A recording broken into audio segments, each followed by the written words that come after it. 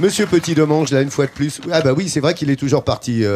Jean-Sébastien, depuis le début de la semaine, dès qu'on l'amène ici dans le Massif central, pop, pop, pop, et vas-y, que je m'en vais, que je vais faire un tour. Voilà, là, il est bien. Hein, et tu vas me parler d'un endroit qui est magnifique, on l'a vu dans le sommaire tout à l'heure, des images exceptionnelles. Hein. Ouais, je ne tiens pas en place, Laurent.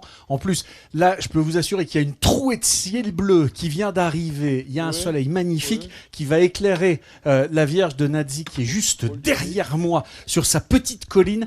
Tout cela pour vous emmener effectivement à Murol. Murol, petit bourg au charme rétro, qui a un petit côté désuet si agréable, mais surtout qui est célèbre pour son château. Posé sur un éperon, un site défensif parfait qui permettait d'avoir le contrôle sur toute la région et surtout de contrôler l'arrivée au nord de toute la Planaise en fait. La silhouette du château, elle est très austère, elle est très massive, ça n'a rien d'un château d'apparat et vous allez voir qu'on visite ce château magnifiquement et en costume s'il vous plaît.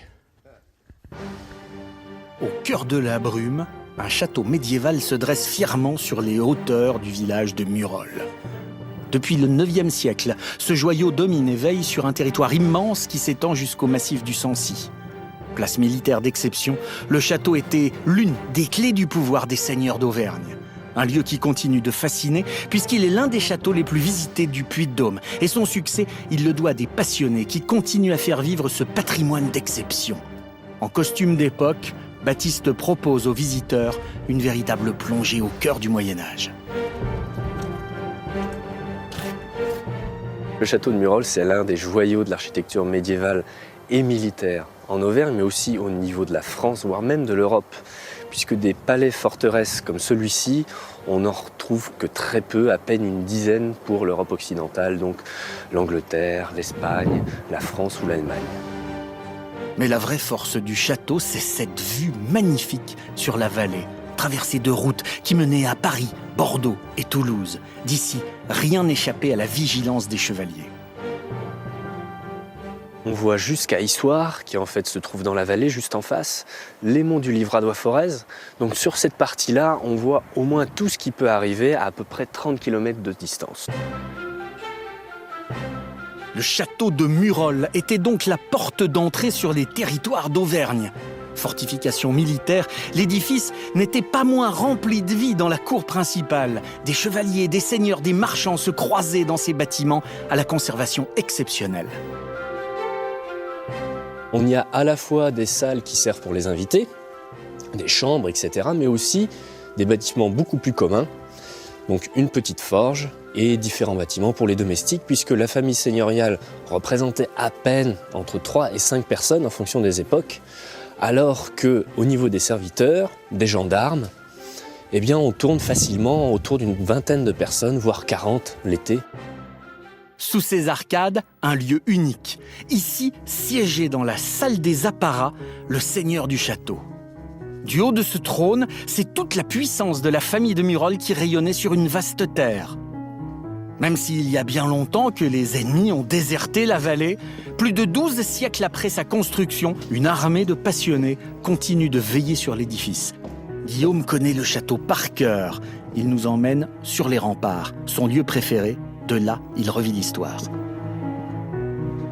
Il faut s'imaginer que d'ici, on a une vue exceptionnelle. On peut voir de très très loin, à plusieurs dizaines de kilomètres à la ronde. On verrait l'ennemi arriver plusieurs heures avant qu'il ne soit aux portes du château. Guillaume a grandi en Auvergne et se dit pas tout à fait comme les autres et fier de pouvoir faire découvrir autrement le patrimoine de sa région. Lorsqu'on est ici, on a l'impression de vivre un conte. C'est se remettre en tenue, revivre le Moyen-Âge, le faire partager avec les gens. Et dans les yeux des enfants, quand ils rencontrent le chevalier ou la princesse, ils nous donnent vraiment l'impression d'être dans un conte de fées. Chaque année, 130 000 personnes viennent visiter le château pour vivre une expérience unique, plonger dans l'histoire et découvrir l'Auvergne du temps des chevaliers et des seigneurs. Le château de Murol est assez incroyable parce qu'il est vraiment sur la pointe rocheuse là. Et il domine tout, c'est très très beau. On a l'impression d'être un peu à la place des seigneurs. Justement, le château n'a pas l'ambiance de la Renaissance qu'on a beaucoup en France. Il y a il y avait la chaise du roi avec le t-shirt de l'armure. On a vraiment l'époque chevalier, princesse, etc. Et du coup, c'est super intéressant. Et puis la forme est aussi assez originale.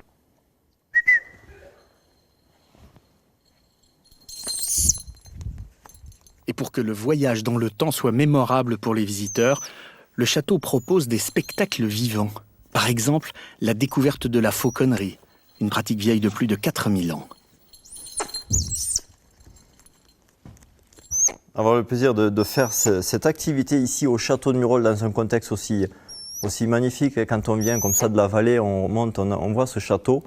C'est un site vraiment prodigieux, surtout pour faire voler des rapaces.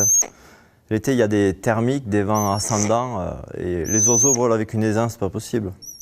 1200 ans après sa construction, le château de Murol continue de régner en maître sur les terres d'Auvergne et avec ses passionnés, le patrimoine de la région n'a jamais été aussi vivant. Alors, il y a eu la famille d'Estaing qui s'est occupée, qui a été le propriétaire de ce château de Murol, château fort, château véritablement puissant là-bas, et tellement puissant, et une famille tellement respectée, la famille d'Estaing, que Richelieu n'a jamais eu le courage de démanteler la forteresse.